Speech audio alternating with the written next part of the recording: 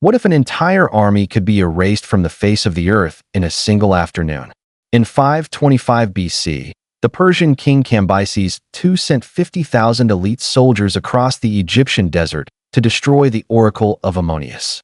They were seen marching into the dunes, carrying enough supplies for a massive conquest, and then they were never seen again.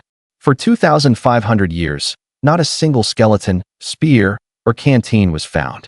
50,000 men didn't just lose a battle, they vanished into the sand as if they never existed. But modern history has its own ghost regiments. In 1939, during the Second Sino-Japanese War, 3,000 Chinese soldiers were stationed along the Yangtze River to defend a strategic bridge.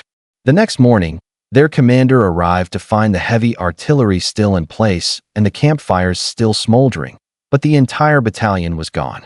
There were no signs of a struggle, no reports of gunfire from the nearby bridge guards, and no records of them ever being captured.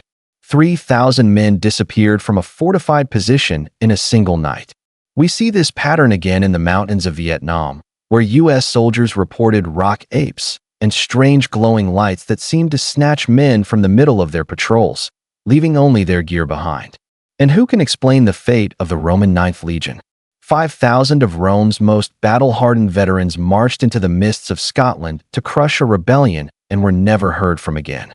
Rome, a civilization that kept meticulous records of every penny spent, simply stopped mentioning them. No lost, eagle standards were ever recovered. It's as if the fog of war became a physical portal. We are taught that war is about land and power, but the records show it's also about things we can't explain.